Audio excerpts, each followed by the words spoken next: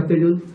My name is Joseph Gilariosa of the Geopolitics, and I'm also a member of the Human Rights Alliance in Chicago.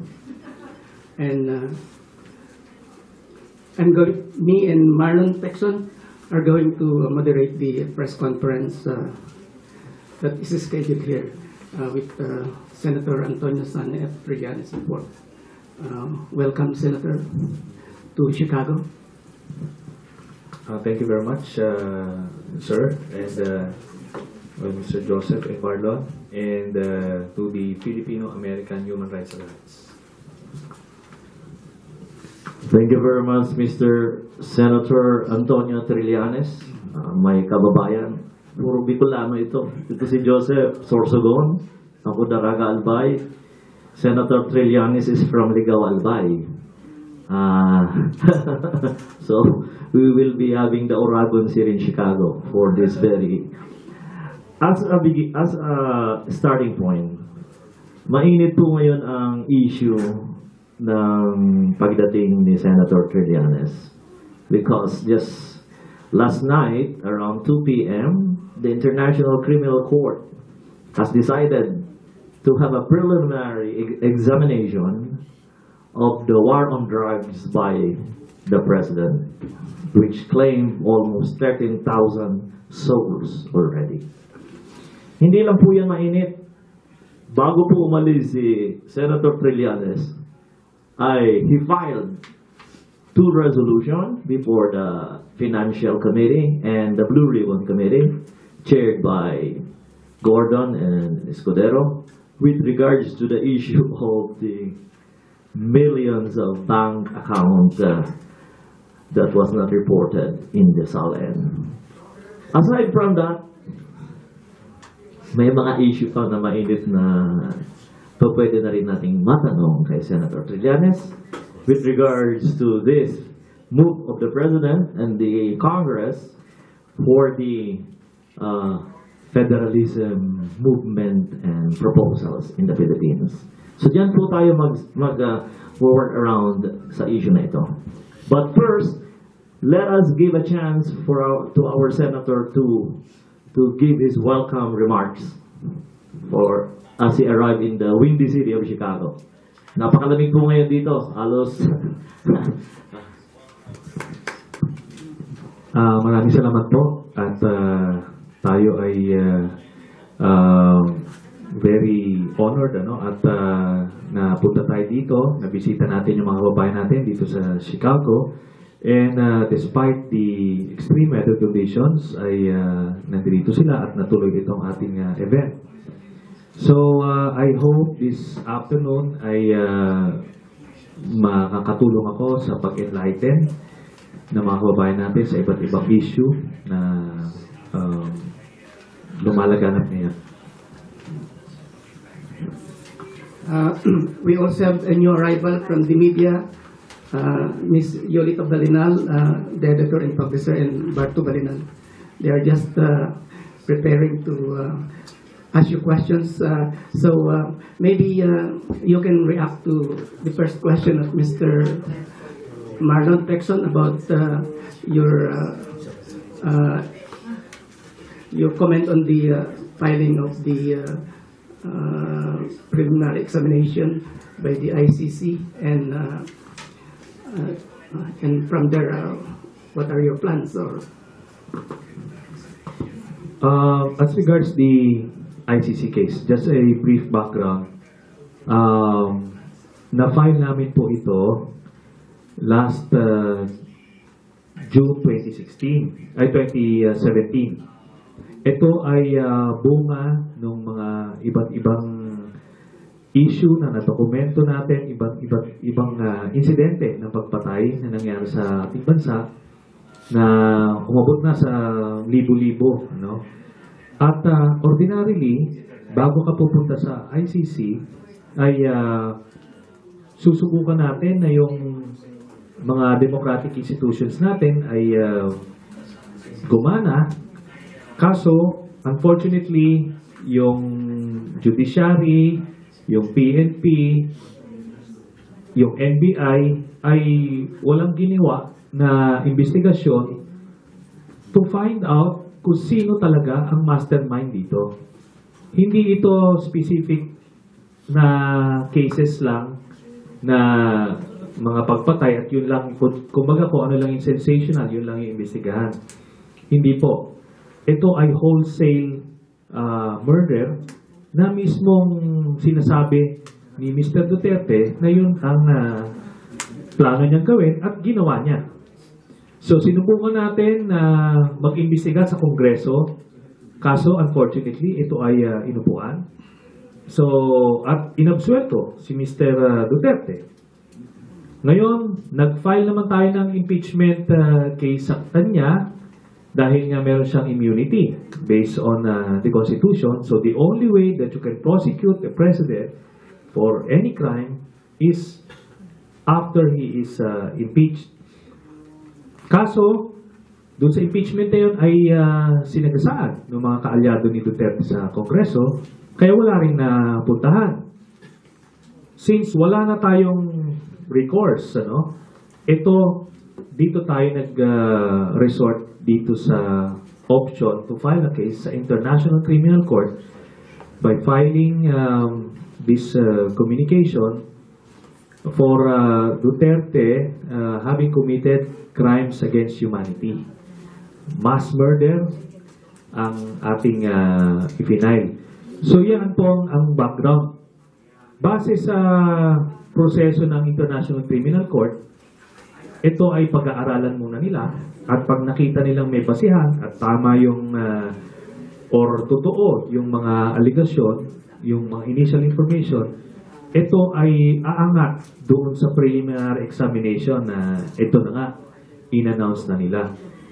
Ang next na stage dito ay yung tinatawag nilang investigation. Iba ang sistema ng ICC dun sa ordinaryong korte. Sa ordinaryong korte, ang tawag nila ay preliminary investigation. Then eventually, ipa-file yung kaso sa korte at yun na nga, may indict na. Dito, ang tawag nila dun sa trial proper is investigation. So yun yung sistema doon. So itong preliminary examination, after nito, pwede na mag-issue ng warrant of arrest kay Mr. Duterte. Ang sa atin dito kasi ang punto, merong namatay na mga Pilipino na libo-libo.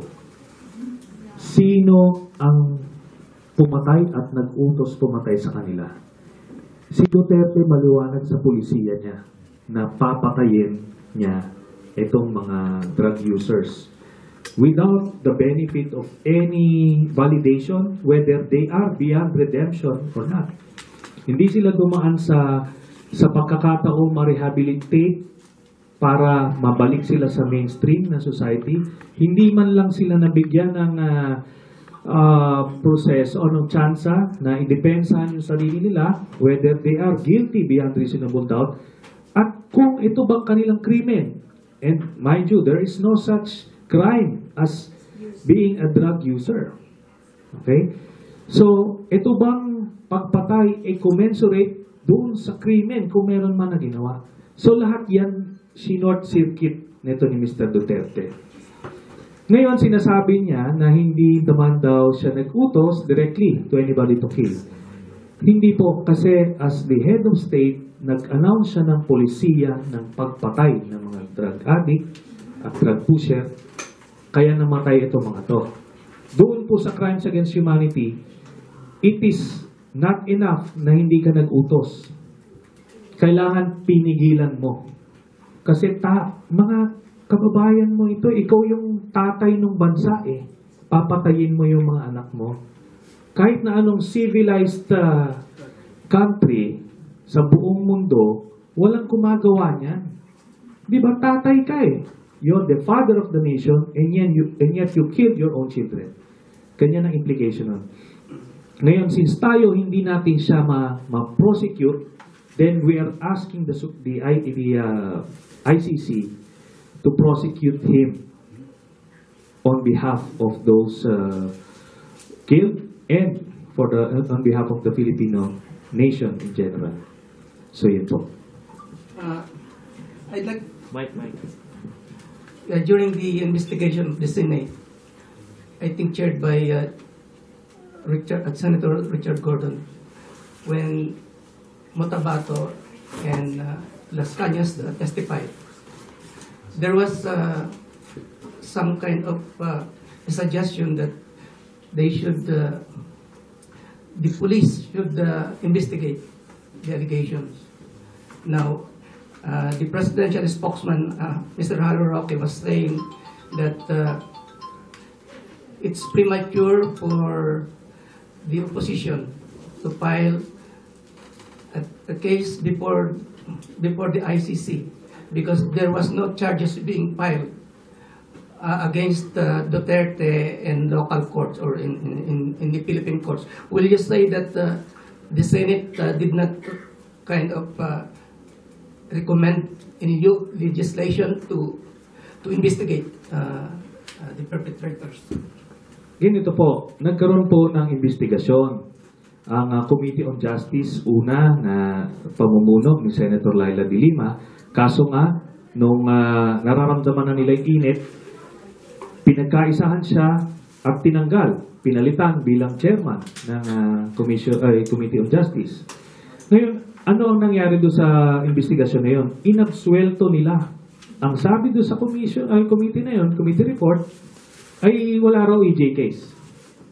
So, paano ngayon yung mga namatay na libo-libo, ano yan? Hindi naman tayo na peste sa Pilipinas. Binaril sila Pinagbabaril sila ng police dahil dun sa sinasabi nilang nanlaban at meron din yung sinasabi lang vigilante na base dun sa mga events later on, lumalabas hindi pala mga vigilante ito ay mga mercenaryo or mga assets ng mga police din. So yan yung nangyari. Ang sinasabi nila na hindi pa daw dapat na-filean sa ICC dahil hindi pa raw na-exhaust all the legal remedies sa Pilipinas. Kailangan nilang basahin muna ulit yung Rome Statute.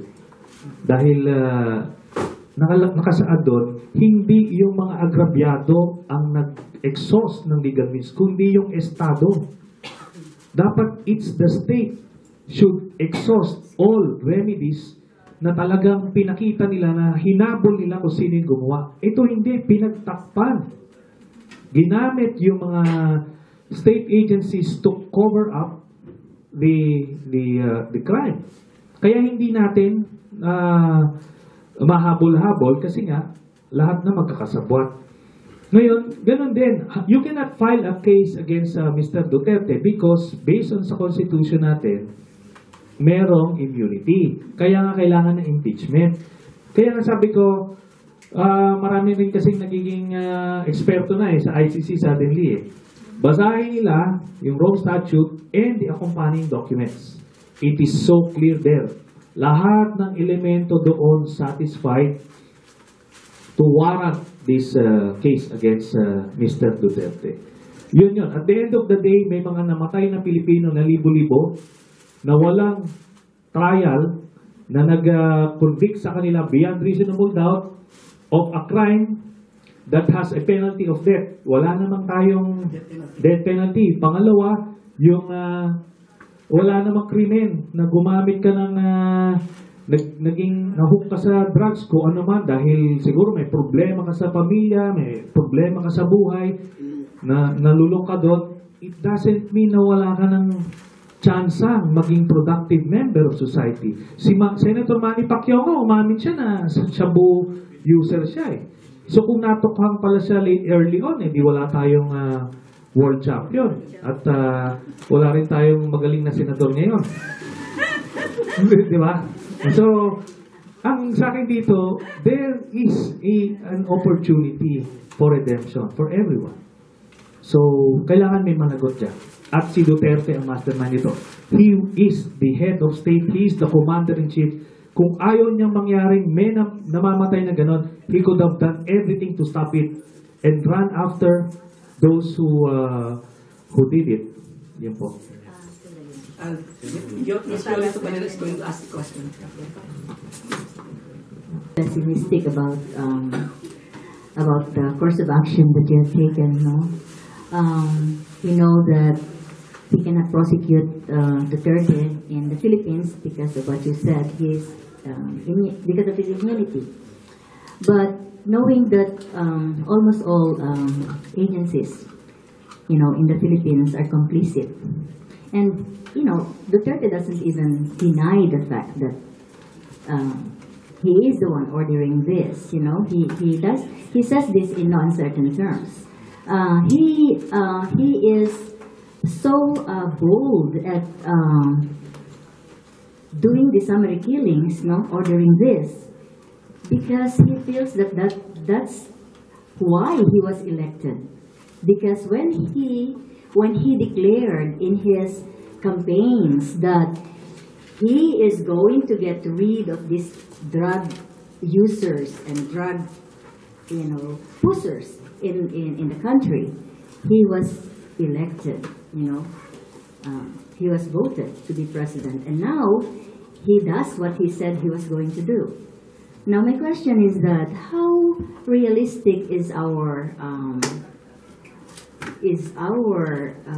step of pursuing justice for these victims through the international court? What are our chances? We've seen just one comment. We've seen how we tried to resolve the issue on the waters, on our Spratly Islands, and against China through the UNCLOS, United Nations Law of the Seas was applied, and we were rightfully declared as owners, and we have rightful claim over these islands.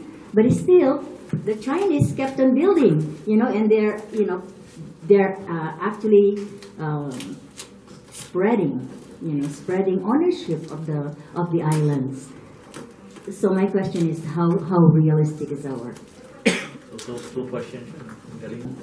Spreading ownership of the islands. So my question is, how realistic is our? So two questions.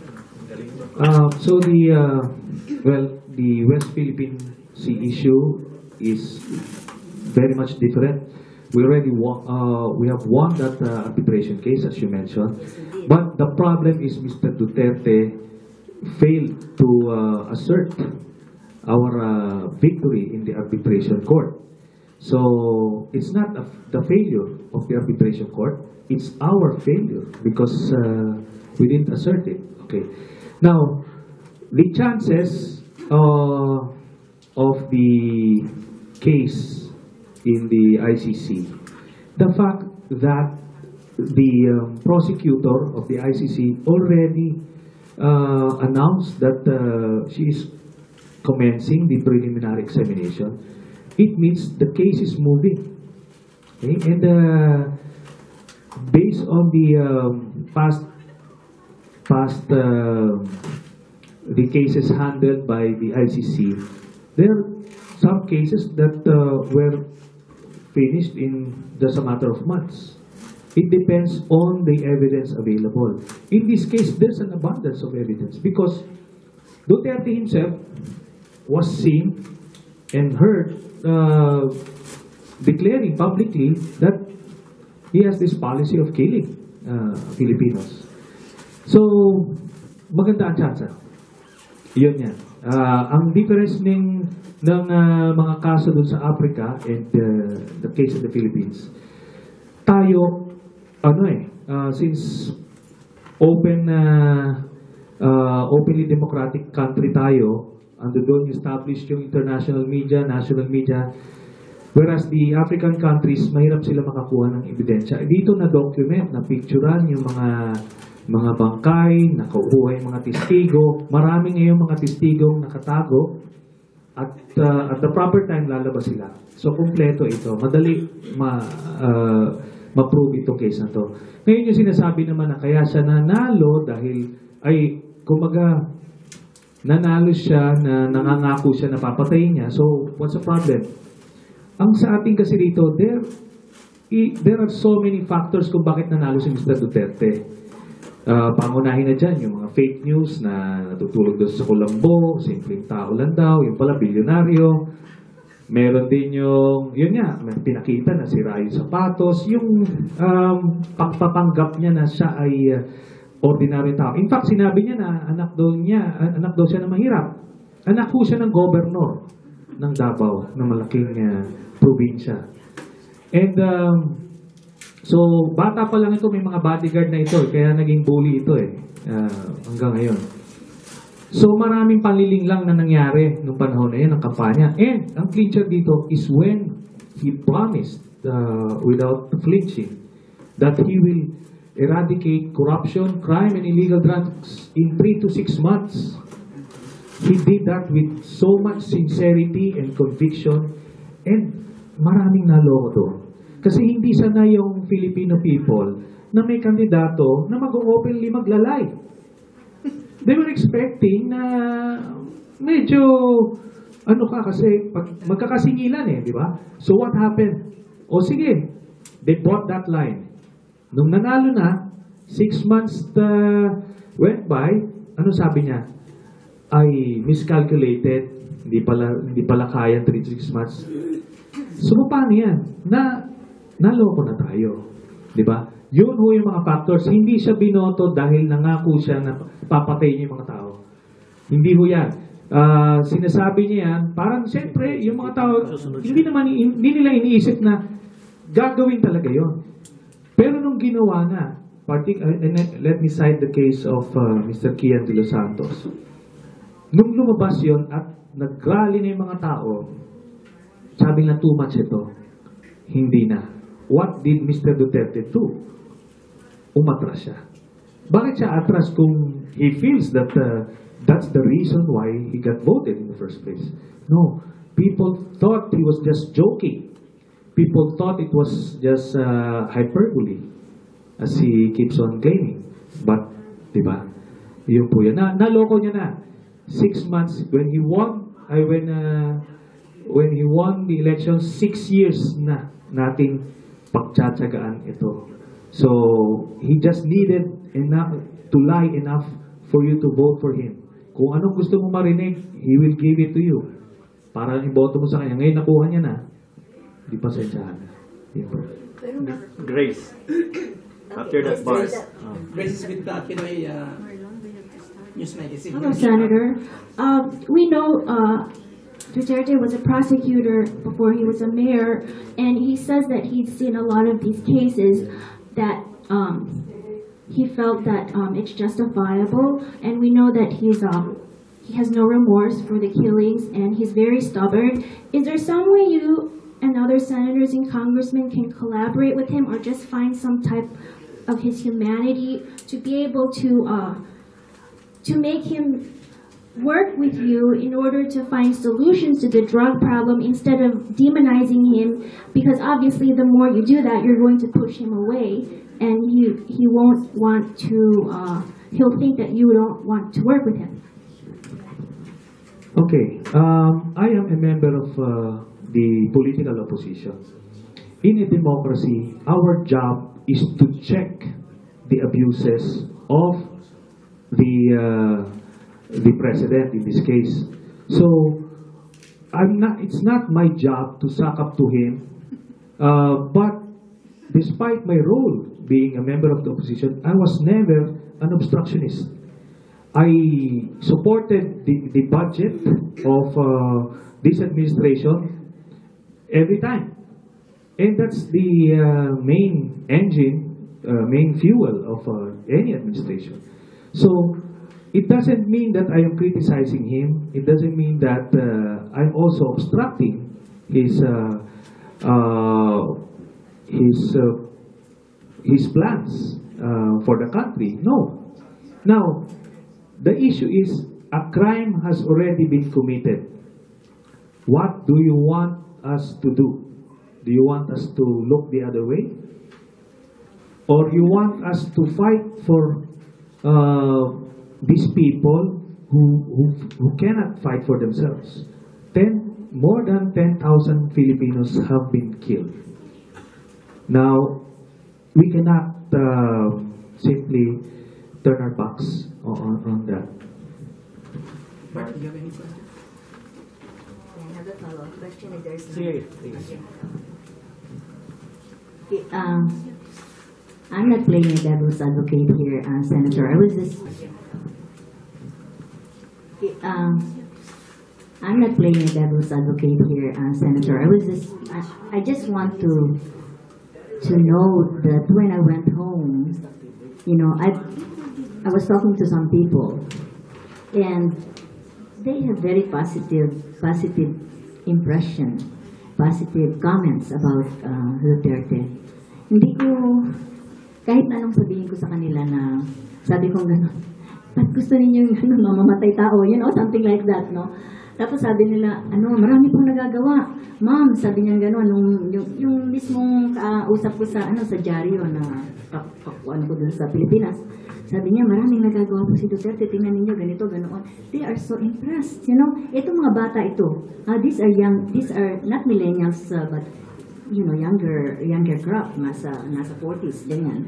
Tapos, yung mga matatanda din, natutuwa sila kay Duterte kasi doon sa Kabanatuan, where I came from, you know, mismong sister ko, hindi ko ma-change yung opinion niya, no? Sabi niya, naku, kakaunti na lang ngayon ng mga drug users dito kasi nga, takot sila kay Duterte. You know, something like that. Users dito kasi nga, takot sila kay Duterte. You know, something like that. Una-una ho, being popular doesn't make it right. I know. Okay? Yan po ang kailangan natin impart. At dito tayo na itulak sa kanila, ipamukha sa kanila kung ano yung tama regardless whether it's popular or not. So, yun yan, no? Now, having said that, alam niyo, pumunta ka sa North Korea, palagay ko, lahat doon ng ginagawa ni Kim Jong-un, very, very popular din. Lahat, palagay ko, wala rin ganong krimen doon. No? Kasi, papatayin ka eh. Tapos, sila, ang tingin nila, nasa paraiso ka eh. Nasa paraiso sila. Why? Because that's how these things work. Una, tatakutin ka para pag hindi ka makapagreklamo, kasi pag nagreklamo ka, kukulong ka, papatayin ka. Then eventually, kukondisyonin mo na yung utak mo na parang maganda na nga.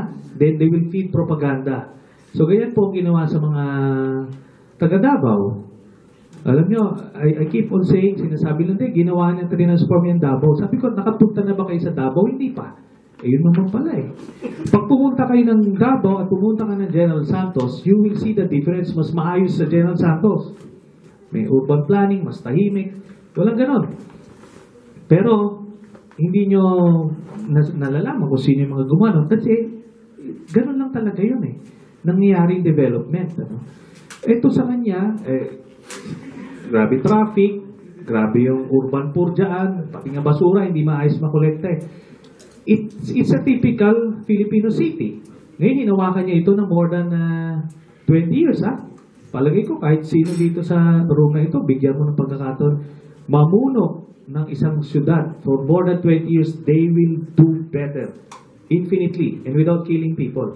Now, punta tayo doon sa crime situation. Sabi ni Duterte, naging peaceful yung Davao. Mali. Kasi based sa statistics, nung as late as December of 2015, from the PNP, Mayor Sen ito, ha? Mayor pa si Duterte nito. Number 1 ang Davao City sa murder, at number 2 sa rape sa buong Pilipinas. So, in fact, based on the statistics, Davao City is actually the most dangerous city in the Philippines. Pero, yung mga taga Davao were so brainwashed into believing Davao City is the safest city, not only in the Philippines, but in the world.